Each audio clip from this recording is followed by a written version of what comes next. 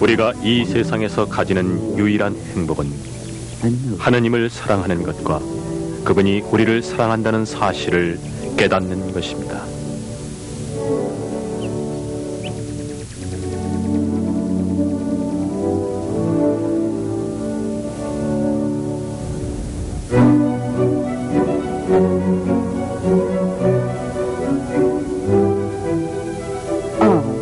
리옹에서 북쪽으로 30마일 떨어진 돔 지방의 아르. 매년 이 작은 마을에는 전 세계에서 수천 명의 사람들이 몰려든다. 아르의 성스러운 사제, 전 세계 본당 사제들의 수호성인 요한 마리아 비안네와 함께 평화와 안식을 구하는 순례에 오르는 것이다.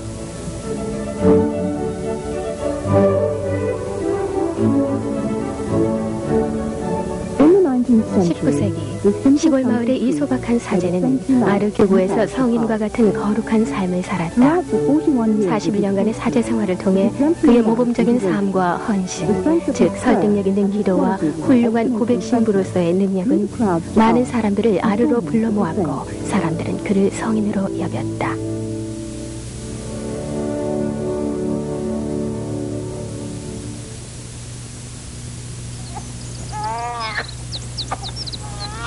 (1786년 5월 8일) 요한 마리아 비안네는 리옹 근교의 다들리에서 자작농 가정의 6남매 중 넷째로 태어났다.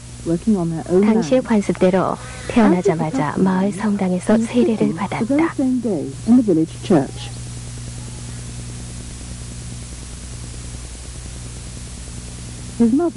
어머니 마리 벨루주는 독실한 가톨릭 신자였고 그가 아주 어릴 적부터 기도문을 가르쳤다. 어머니의 헌신적인 신앙은 어린 아들에게 하느님의 존재를 일깨웠다.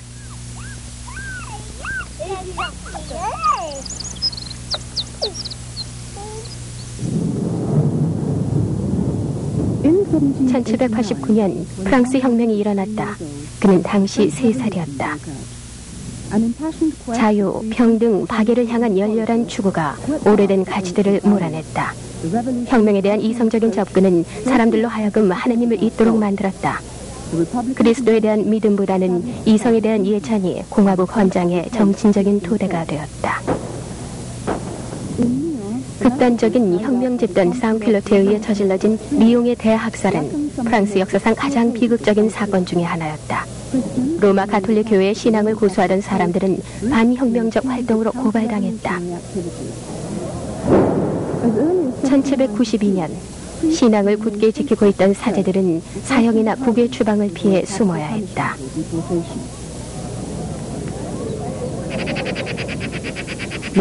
많은 성당들은 버려지거나 파괴되었다. 공포정치의 혼란 속에서도 대부분의 신자들은 드러나지 않게 그리스도와 교회에 대한 믿음을 지키면서 지속적으로 신앙을 실천했다. 많은 가정에서 시민 헌장을 거부한 사제들이 몰래 미사를 집전했다. 비안네 가정도 그 중에 하나였다. 어린 요한 비안네는 사제들이 그리스도에 대한 믿음을 증언하는 것을 듣곤 하였다. 당시의 혼란과 무질서에도 불구하고 비안네 집은 가난하고 집 없는 이들에게 항상 대문이 열려 있었고 식사와 기도를 함께하였다. 이 자리에서는 자신의 믿음을 보이고 그리스도의 가르침에 따라 사는 것은 두려운 일이 아니었다. 요한 비안네는 모범적인 아이였다. 항상 기도하고 가난한 이들을 맞이할 준비가 돼 있었다.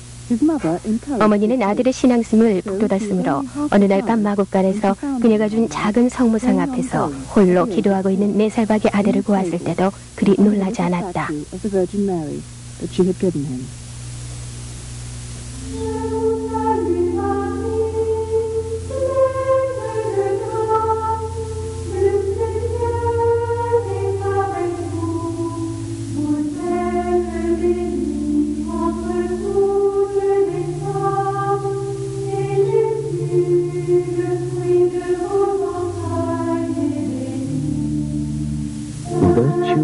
미덕은 어머니의 가슴에서 자녀들에게로 쉽게 전달됩니다. 어머니가 계시다는 행운을 가진 아이는 어머니를 보거나 생각할 때마다 눈물을 흘리지 않을 수 없습니다.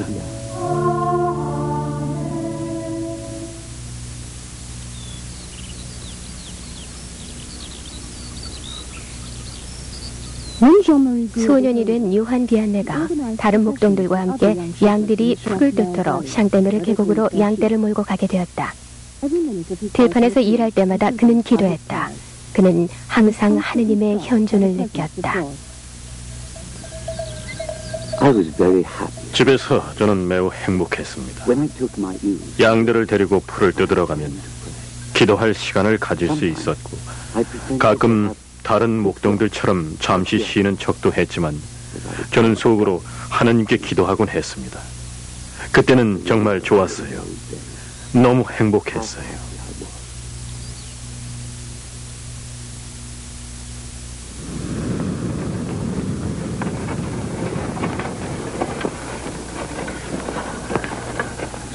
학교는 그에게 그리 도움이 되지는 못했다.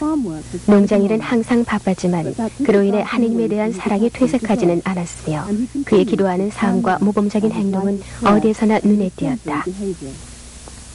자연에서 햇볕을 받으며 자라는 풀처럼 그는 자연스럽게 신앙 속에서 자라났다. 1801년 15살의 요한 마리아 비안네는 성직자가 되려는 깊은 바람을 어머니에게 털어놓았다. 은혜로우신 아버지께로 영혼들을 인도하고 싶습니다. 그러나 아버지 마티유 비안네는 그의 성수에 찬성하지 않았다. 요한 비안네는 농장에서 일을 해야 했던 것이다. 아버지의 권위에는 의문의 여지가 없었으며 어린 비안네는 언젠가 아버지를 설득할 수 있을 거란 바람을 마음에 간직했다.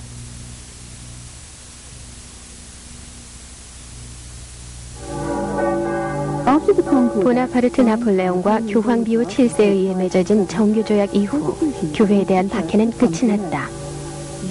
요한 마리아 비안네는 이쿨리에 새로 부임한 발레 신부를 만날 수 있었으며 사제가 되기 위한 수련에 들어갔다. 1807년 이쿨리를 방문한 페시 추기경이 요한 비안네에게 견진성사를 주었다. 성령의 은혜로 그는 믿음 속에서 견진성사를 받았다. 성령은 마치 정원사처럼 우리의 영혼을 일깨웁니다. 우리가 예라고 말하기만 하면 길을 보여줄 것입니다. 견진성사를 받을 때 요한 비엔네는 예수님께 세례를 주고 그분을 하느님의 아들로 인정했던 세례자 요한을 세례명에 덧붙였다. 그는 세례자 요한처럼 여기 하느님의 어린 양이 있도다 라고 외치고 싶었다.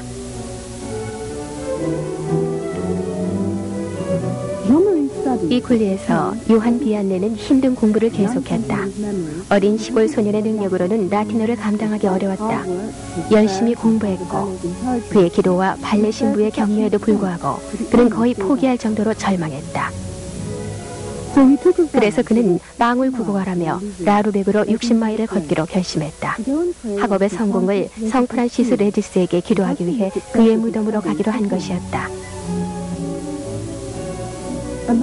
그는 여행하는 동안 이 산악지대에서 성서의 말씀을 전하고 인간과 신을 향한 완전한 희생을 통해 모범적인 성직자로 거듭났던 그 지역 성인에게 푹 빠졌다. 그 후 요한 비안네는 확신에 차 이쿨리로 돌아왔고 좀 더 용기를 가지고 학업에 임할 수 있었다.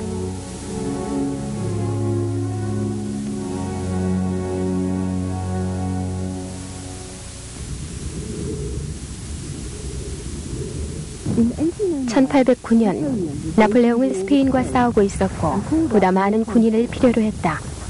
이것은 젊은 비안네에게는 새로운 시련이었다. 신학생들은 징병을 면제받았음에도 불구하고 행정착오로 요한 비안네에게 징집명령이 떨어진 것이다.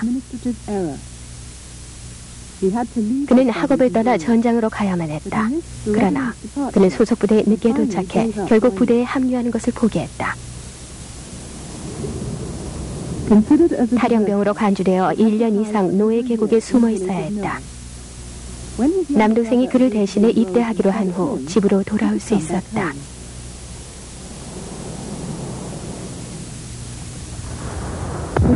그러나 남동생 프랑스와는 다시는 다들리로 돌아올 수 없었고 이는 항상 요한 비안네의 가슴에 무거운 짐이 되었다.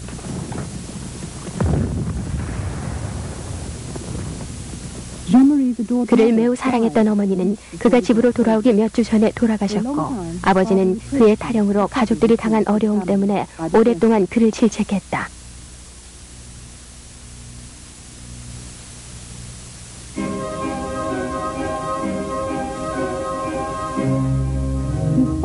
요한 마리아 비안네는 이러한 슬픔을 뒤로하고 리옹의 신학교에서 발레 신부와 함께 다시 학업을 시작했다. 모든 수업은 라틴어로 이루어졌다. 그러나 읽고 쓰기를 늦게 배운 26세 요한 비안네에게는 라틴어가 커다란 장벽이 되었다. 학업을 다시 시작한 지 40일이 지난 후 그는 데블리시무스, 너무 뒤떨어졌다는 말과 함께 신학교에서 쫓겨났다.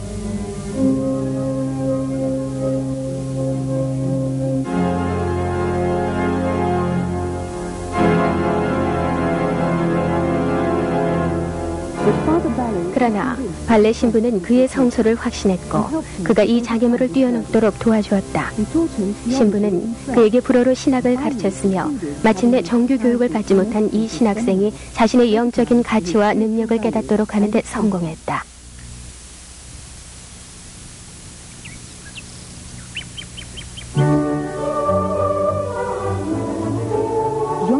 요한 마리아 비안네는 1815년 8월 13일 상대적으로 늦은 나이인 29살에 마침내 사제 서품을 받았다.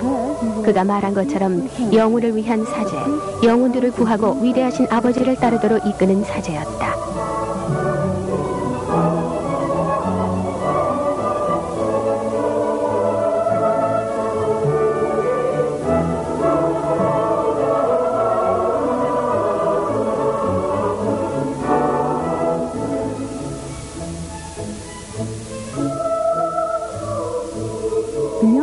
이 젊은 신부는 발레 신부가 선종할 때까지 2년 넘게 보좌 신부로 남아있으면서 그의 모범적 삶, 환용, 헌신, 가난과 기도를 함께하였다.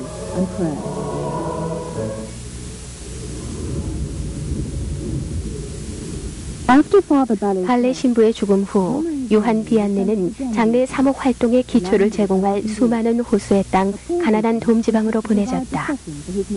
1818년 어느 날 아르의 작은 마을을 찾아가며 그가 던진 첫 마디는 그 교구의 영적 길잡이가 되고자 하는 그의 바람을 보여준다.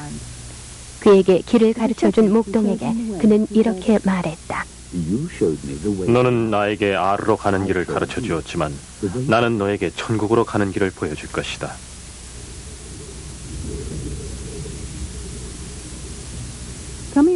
작은 성당 주위에 흩어져 있는 몇몇 초가 오두막을 발견했을 때 그는 무릎을 꿇고 기도하고 나서는 직관적으로 말했다.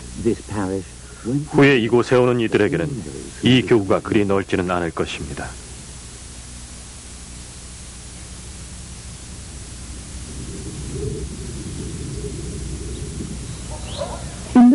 당시 아래에는 230명의 주민들이 살고 있었고 거의 교육을 받지 못한 농부의 가족들은 초라한 집에서 살고 있었다.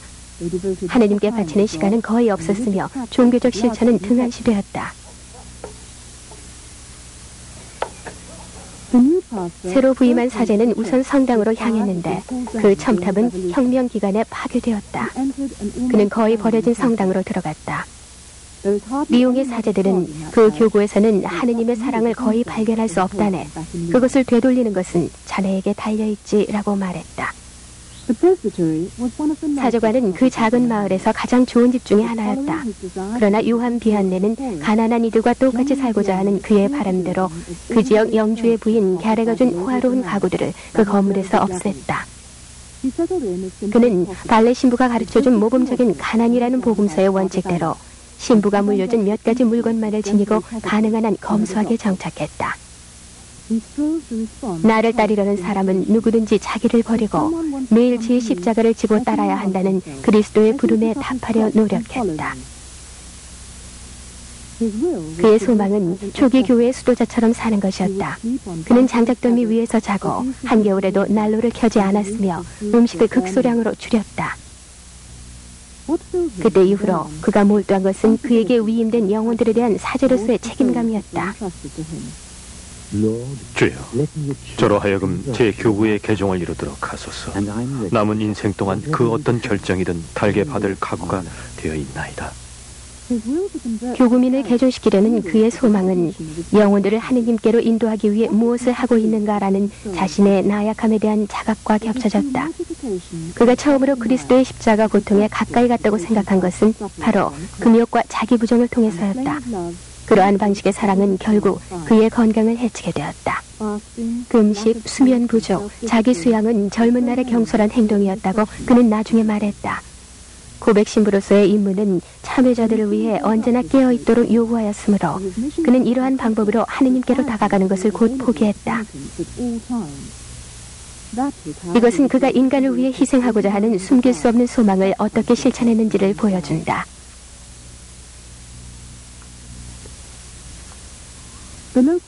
주민들은 사제의 겸손과 훌륭한 신앙을 빨리 알아챘다. 밤낮이고 성당에 있는 그를 발견할 수 있었으며 마치 성당 안에 집을 지은 것 같았다. 비안네 신부는 성체가 모셔져 있는 감실 앞에서 몇 시간이고 무릎 꿇고 기도하곤 했다. 기도를 잘하기 위해 말을 많이 할 필요는 없습니다. 여러분은 하나님께서 그곳에 계시다는 사실을 알고 있습니다. 그분께로 가슴을 활짝 열고 그 성스러움 속에서 기쁨을 누리십시오. 그것이 여러분이 할 수 있는 최고의 기도입니다. 영혼의 양식은 오로지 하느님만이 주시는 것입니다. 오로지 주님께서만 그 자격이 있으며 영혼을 가득 메우고 그 굶주림을 채울 수 있습니다.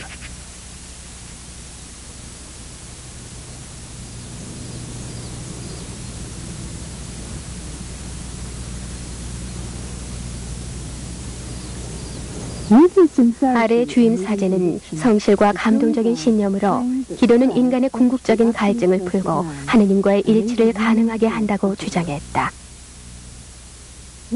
어느 날 그는 교회에서 성체조배를 하고 있는 한 늙은 소장농을 발견하고는 기도에 대해 물었다.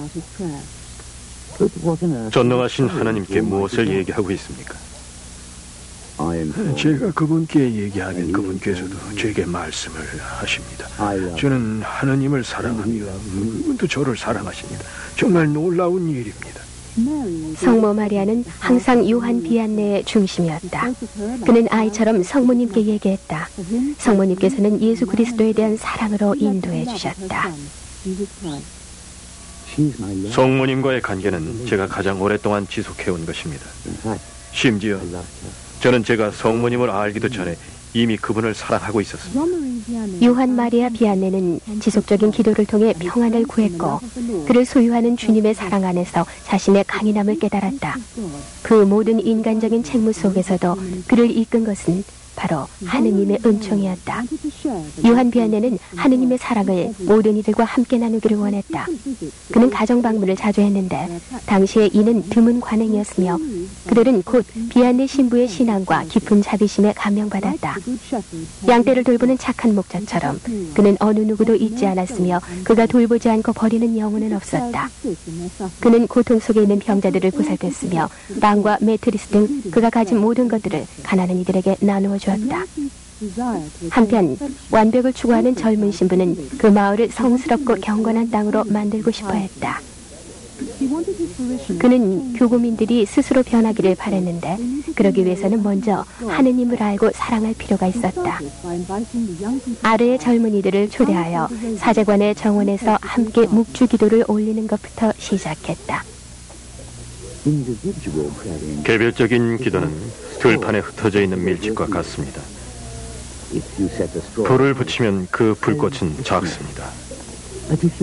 하지만 흩어져 있는 밀집들을 모두 모으면 그 불꽃은 퍼져나가고 하늘 높이 솟아오릅니다. 함께하는 기도도 이와 마찬가지입니다.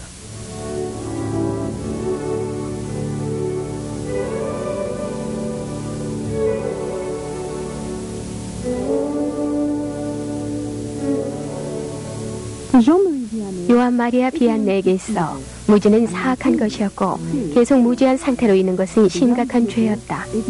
무지한 마을 젊은이들을 위해 예전에 그가 그랬던 것처럼 성인들의 일화를 통해 성서를 가르쳐야겠다고 결심했다.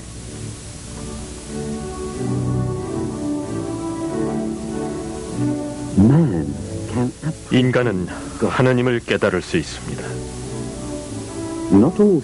모든 성인들이 훌륭하게 시작한 것은 아니지만 그들 모두는 훌륭하게 생을 마쳤습니다. 성인들이 가는 곳에 하나님도 함께 하십니다.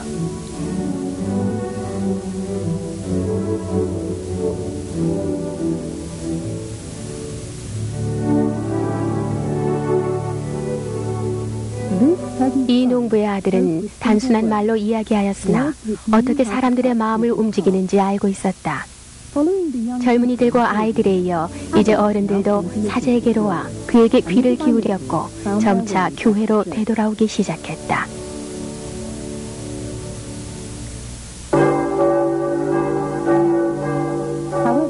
그러나 봄이 오자마자 대부분의 아르 사람들은 농장일로 바빠졌으며 다시 교회를 멀리했다.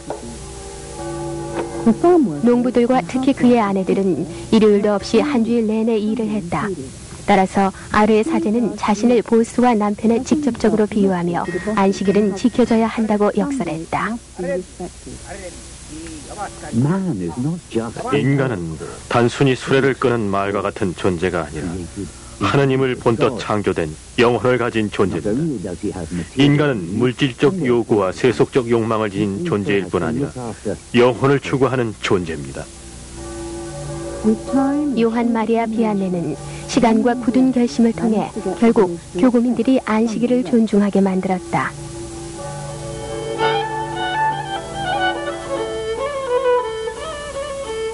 그가 경험한 마을의 몇몇 관습들은 훨씬 더 심각했다. 알코올 중독은 아르에서 매우 심각한 문제였다. 아르의 젊은이들은 여가 시간이 없었으며 주일마다 성당에 모여 무절제하게 춤판을 벌였다. 이는 미혼모와 고아라는 심각한 결과를 낳았다. 아르의 사제는 슬기롭게 이에 맞서 나갔다. 몇몇 부모들의 바람처럼 무도회를 폐지하는 대신 기쁨의 행진을 곁들인 교구 축제의 날을 조직하는 것이었다. 축제의 마지막에 젊은이들은 부모들이 보는 앞에서 즐겁게 춤을 출 수 있었다.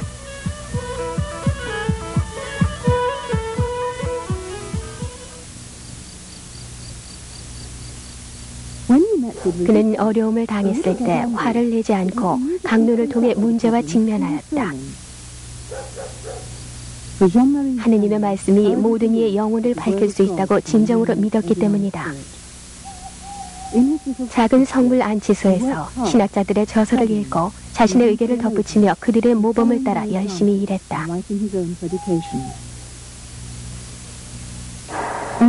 그러나 강론 중에 항상 적당한 말을 찾을 수 있는 것은 아니었다. 그래서 그는 모든 이들의 영혼에 깊이 박힐 만한 소박하고 강렬한 기도로 자신의 영감을 표현했다. 신자들을 감동시킨 것은 그의 눈물, 성체와 십자가를 향한 그의 눈빛과 그의 침묵이었으며 개종의 호소는 하느님 말씀의 힘이 울려 퍼지는 듯했다. 나의 아이들아, 우리들은 너무나 은혜를 모르고 있다. 은혜로우신 하나님께서는 우리를 행복하게 해주시려 하지만 우리는 그것을 원하지 않습니다. 이 얼마나 안타까운 일인가요? 주님께서 우리를 얼마나 사랑하시는지 안다면 기뻐서 죽을 정도입니다. 주님께 사랑받고 그와 일체가 되고 그 속에서 살며 주를 위해 사는 것, 그 얼마나 아름다운 삶이며 아름다운 죽음인가요? 주의 시선 아래 주를 기쁘게 하기 위한 모든 것들 너무나 완벽합니다.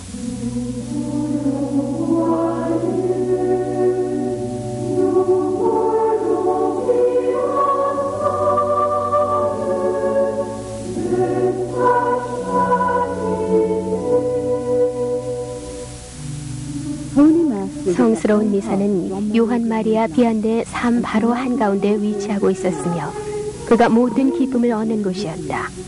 성체 성사 동안 그는 진정으로 사제의 권위가 부여되었다고 느꼈으며 한마디 말로 빵과 포도주를 그리스도의 몸과 피로 바꾸었다. 그는 주님께서 그 자리에 계시도록 만들었다. 성체 성사 때 주님과의 영적 교감은 대단한 것이어서 때때로 너무 감동받아 신자들의 존재를 잊어버릴 정도였다. 미사 동안 그는 성체를 손에 쥔 채로 오랫동안 움직이지 않고 조용히 서 있곤 했다.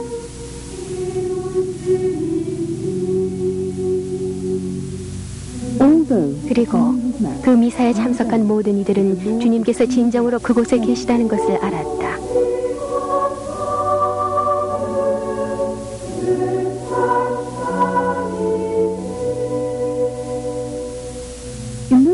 당시 사람들은 성찬식에 자주 참가하지는 않았다. 1년에 서너 번 정도의 대축일에만 참석했다. 그러나 요한 비안네는 그의 신자들이 성찬에 더욱 많이 참가하기를 바랬다. 동료들과 멀어지는 것을 두려워하지 않았으며 적극적으로 매주 일요일마다 교구민들을 성찬의식에 초대했다. 영성체는 불꽃처럼 우리의 영혼에 작용하여 밖으로 퍼져나가지만 영혼 속에는 여전히 그 반짝이는 여운의 흔적이 남아있습니다. 성찬식으로 예수께로 오십시오. 그분으로부터 자신의 삶을 얻는다면 그분을 위해 살 수 있습니다. 당신에게 그분이 가치가 없다고 말하지 마십시오. 비록 그러할지라도 여러분께는 그분이 필요합니다. 요한 마리아 비안네는 주님과의 영적 교감을 얻은 그의 작은 성당이 모든 이를 위한 사랑과 평화의 안식처가 되기를 바랬다. 또한 성당이 마을에서 신의 현존을 보여주는 표시가 되기를 바랬으므로 아래의 사제는 건축가가 되었다. 매우 빈약한 재료로 종탑을 다시 짓고 새로운 종을 샀으며 하느님의 소리가 모든 곳에 울려 퍼지게 했다.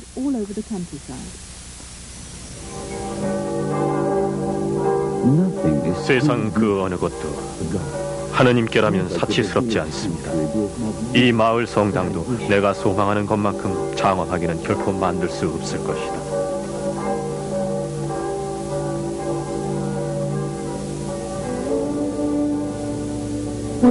아래의 주임 사제에게 아름다움이란 하느님의 현존을 분명하게 보여주는 것이었고 성찬의식에 사용되는 물건들은 장엄하고 찬란하게 주님의 영광을 보여주어야 했다. 이 마을에 자주 들락거리는 리옹의 상인들은 곧 다음과 같은 말을 퍼뜨리기 시작했다. 돔 지역에 젊은 사제가 있는데 매우 가난하지만 성당을 위해서는 가장 최고의 것만을 고집한다.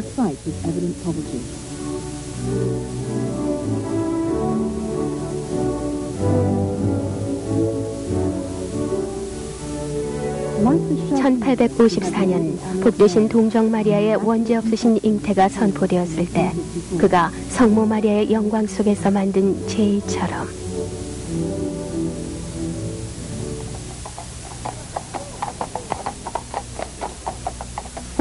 아르 장원의 영주와 그의 부인 갸레의 모범을 따라 기부자들의 명단은 매년 더 길어졌고 건축 공사는 중단 없이 진행되었다.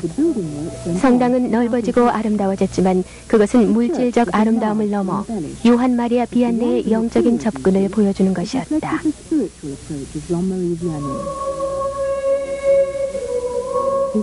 성모님에 대한 그의 친밀감은 성모 마리아 경당을 가장 먼저 장식하도록 했다. 그는 교구민들을 원죄 없이 잉태하신 성모님의 보살핌 아래에 바쳤다. 그리고 아래 모든 가족들 이름이 성모상의 황금 심장 안에 새겨졌다.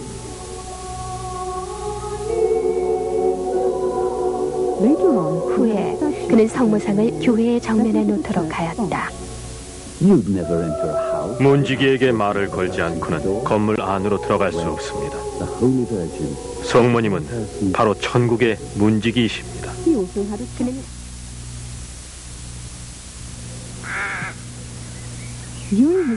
성직이 있던 동안 비안네 신부는 가끔 이웃 마을로 가서 동료 신부들을 도왔다. 그는 고백 신부로서 광범위한 명성을 얻었고 이는 아루 모든 지역의 교구민들을 불러 모으게 되었다. 몇몇 신부들은 이를 시기하여 공공연히 그를 부적격자로 몰아세우기도 했다. 마을에서는 그의 직선적인 어투가 지역 관습들을 뒤엎었다. 어떤 이들은 그를 욕하고 비방했지만 그는 맞서 싸우지 않았다. 그의 온화함과 관대함은 상대방을 능가했고 그들에게 그는 점점 더 사려 깊게 대했다.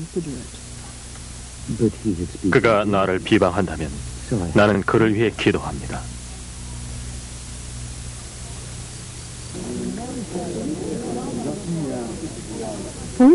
많은 사람들이 아르로 온다면 그것은 그가 신의 자비로우신 힘을 그들에게 보여주었기 때문이다. 그는 경청하고 이해하는 능력을 통해 사람들을 깊이 감동시켰으며 그들에게서 원죄의 짐을 덜어주었다. 어떤 이들은 그를 만나기 위해 나흘이나 기다리기도 했다. 그러나 그를 만나면 단 몇 분이면 충분했다. 그는 그들의 영혼을 읽고 단 몇 마디의 말로 신앙과 기쁨을 잃은 이들에게 그것을 되돌려 주었다. 성령은 그를 통해 고통받은 영혼들을 달래었다.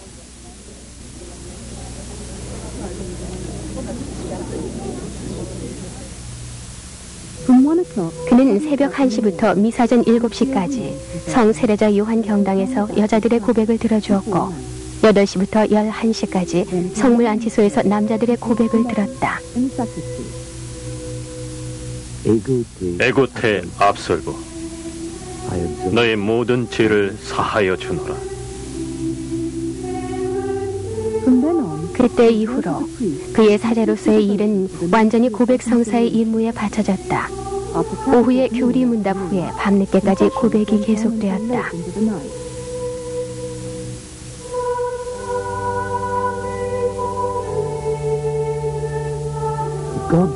하느님의 자비는 길 위의 모든 것을 쓸어버리는 맹렬한 급류와 같습니다.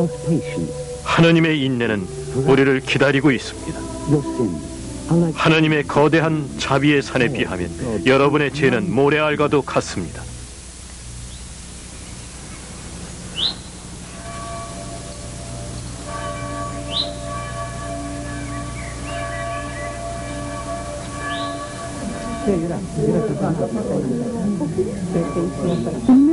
사람들의 가슴에 그가 이룬 기적은 무수히 많았다. 눈에 보이는 기적은 병자들을 아르로 불러 모았다. 치유될 수 있다는 희망을 가지고. 천성적으로 소박한 아르의 사제는 이러한 드문 은혜에 대해 어떠한 대가도 바라지 않았다. 나는 기적을 만드는 것이 아닙니다. 가서 주께 구하십시오. 아르에 온 한 순례자는 나는 한 인간에게서 하느님을 보았노라고 말하기도 했다. 그러나 주위에 베푼 선행들에도 불구하고 요한 마리아 비안네는 깊은 근심에 빠졌다. 자신은 사제로서의 임무를 완수할 능력이 없다고 느꼈던 것이다. 점점 더 미약한 죄인으로서의 자신의 위치, 비천함을 인식하게 되었다. 위대하신 주님께로 점점 가까워지면 질수록 자신의 보잘것없음을 느끼게 되었던 것이다. 이러한 영적 어두움 속에서는 기도하는 것조차 힘들어졌다. 나의 가슴은 부싯돌처럼 메마르고 돌처럼 딱딱하며 대리석처럼 차갑습니다. 때로는 슬프고 때로는 기도에 질리기도 하지만 그것은 나를 압도합니다. 3번이나 그는 교구를 떠나려 했다. 1853년 마지막 3번째에는 그를 막기 위해 모든 교구민들의 설득이 필요했다. 그는 후에 다음과 같이 고백했다. 제가 마치 아이처럼 행동했습니다. 그때 이후로 요한 마리아 비안네는 영성체와 하느님의 사랑 속에서 다시 시작할 힘과 용기를 얻었고 하느님께로 영혼을 이끌겠다는 어릴 적 소명을 따랐다.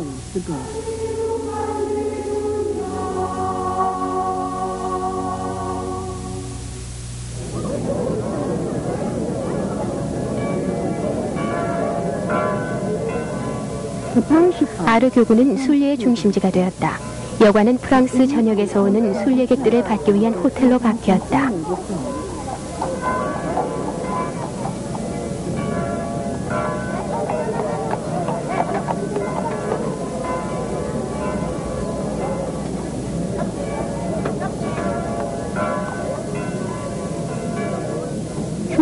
상업이 번성했고 가게에서는 심지어 사제의 모습을 딴 메달과 목자 생활 중 중요한 시기를 자세히 말해주는 당시 인기를 끌었던 시리즈로 된 프린트천을 팔기도 했다.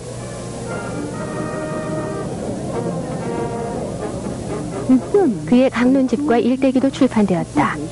그의 의지와는 달리 이 소박한 시골 사제는 명예를 얻었고 성인 칭호에 대한 요구도 있었으며 심지어는 내종 누네로 훈장까지 받았다. 그가 카니발이라 불렀던 종교 축제는 그가 맡아야 하는 마지막 십자가였다. 그가 좋아했던 유일한 조각상은 조각가 카브셰가 교리문답 동안 비밀리에 만든 작은 밀랍 흉상이었다. 이 사제는 사진이나 그림을 위해 포즈를 취하는 것을 거절했기 때문이다. 그의 인생 막바지로 가면 매년 8만 명의 사람들이 전 세계에서 아르로 몰려들었다. 예전에 불린 것처럼 이 성스러운 사제는 고백실에서 하루에 16시간을 보냈다. 극심한 피로에도 불구하고 그는 항상 새벽 1시에 일어나 저녁까지 고백을 듣곤 했다. 1859년 7월 말에 숨막히는 더위 속에서 완전히 기진맥진하여 일을 그만두어야 했다. 이틀 동안 사람들은 그의 침대 옆을 지켰다. 주교도 그를 방문했고 매우 지쳐서야 돌아갔다. 8월 4일 목요일 새벽 2시 아르의 사제는 평화롭게 눈을 감았다. 사람들은 몹시 동요하였다. 열흘 밤낮으로 순례자들이 그의 시신을 보살폈다.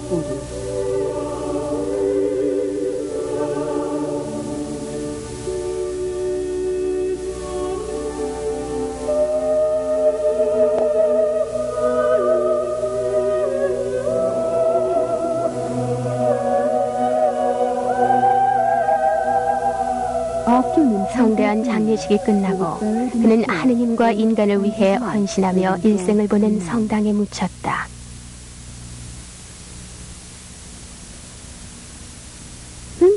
그의 선종 이후로 많은 이들이 요한 마리아 비안네를 믿고 자신을 그에게 맡기게 되었다. 아르의 사제는 주님과의 밀접한 관계 속에서 많은 비밀들과 함께 이 세상에서 사라졌다. 그는 그러한 사명에 순응하며 공격을 피하지 않았고 선행만을 돌려줄 뿐이었다.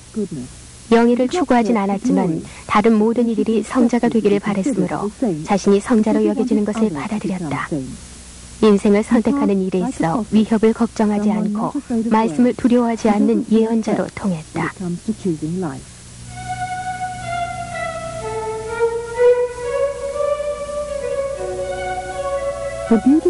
1862년 그가 오랫동안 꿈꿔왔던 순례자들을 위한 아름답고 거대한 성당이 그가 개종시킨 사람들 중 하나였던 건축가 피에르 마리 부산에 의해 완성되었다.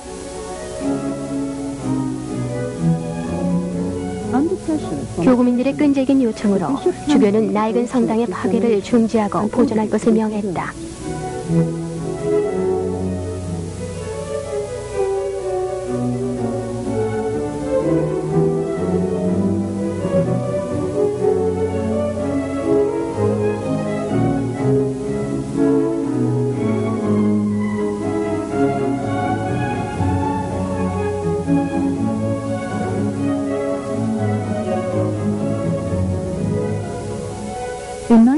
(1905년) 1905년 이 성당은 황동관 안에 누워있는 요한 마리아 비안네의 손상되지 않은 유희를 보관한 곳이 되었다.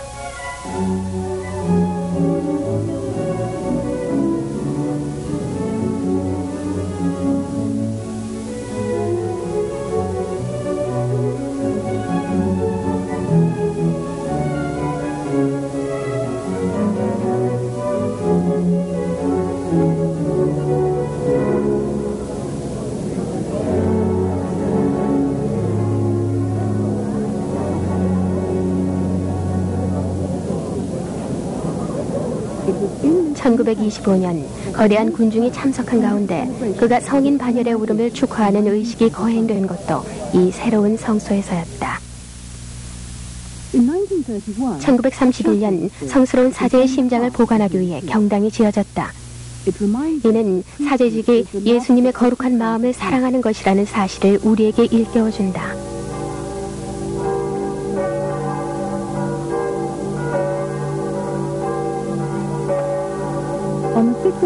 요한 마리아 비안네의 탄생 200주년인 1986년 10월 6일 교황 요한 바오로 2세가 전 세계 모든 본당 사제들의 수호 성인 옆에서 기도하기 위해 왔다.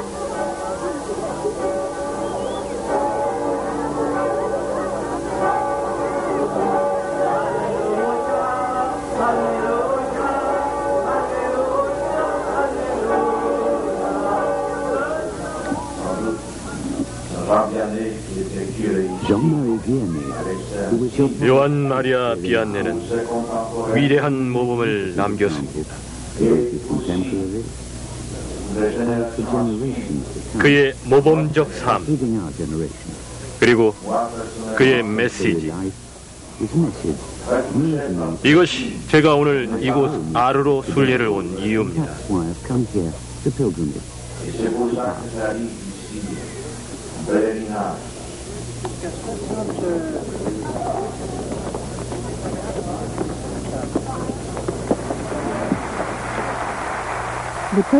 교황은 6,000명의 사제들과 신학자들에게 이야기하고 있었다.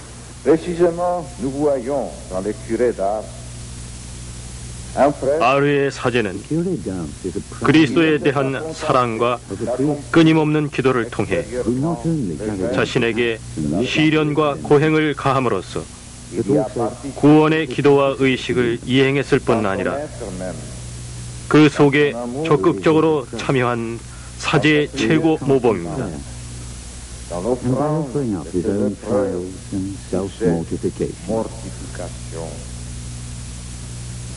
1980년 5월 30일 저는 파리의 노틀담 사원의 사제들에게 다음과 같이 이야기했습니다.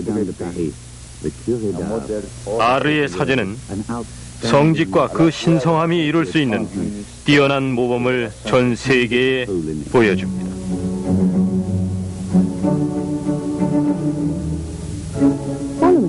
교황의 방문에 뒤이어 1988년 요한 마리아 비안네 신학교가 설립되었으며 매년 성직자의 길을 가기 위해 모여드는 100명 이상의 젊은이들을 가르치고 있다. 그들은 영적 재생, 교회의 복음화에 적극적으로 동참하고자 하는 이들이다.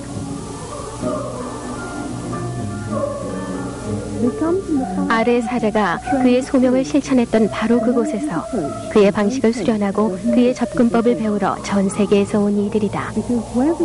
성인들이 가는 곳에 하느님도 그들과 함께 하심으로 모든 순례자는 아르의 영광을 통해 주님의 신비를 깊이 느낄 수 있다.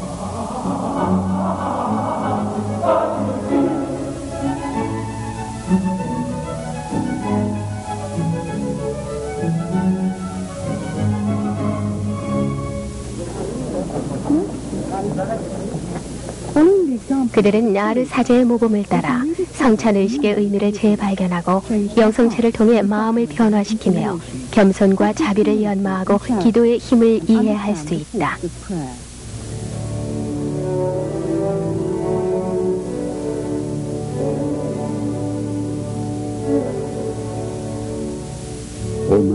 전능하신 하느님, 당신을 사랑합니다. 저의 유일한 소원은 제 생이 끝날 때까지 당신을 사랑하는 것입니다. 무한히 영광스러운 하느님, 당신을 사랑합니다. 당신을 사랑하지 않고 영원히 사느니 차라리 당신을 사랑하며 죽게 하소서. 주여, 당신을 사랑합니다. 제가 바라는 유일한 영광은 영원토록 당신을 사랑하는 것입니다. 주여, 당신을 사랑합니다. 하늘에 닿고 싶은 제 소망은 영원히 당신을 사랑하는 행복을 누리는 것입니다. 우리를 위해 십자가에 못 박히신 나의 구세주시여, 당신을 사랑합니다. 당신을 위해 십자가에 못 박히도록 저를 이 지상에 보내셨으므로 나의 하나님, 당신을 사랑합니다. 주여, 부디 당신을 사랑하며 제가 당신께 지니고 있는 모든 사랑을 느끼며 죽게 하소서.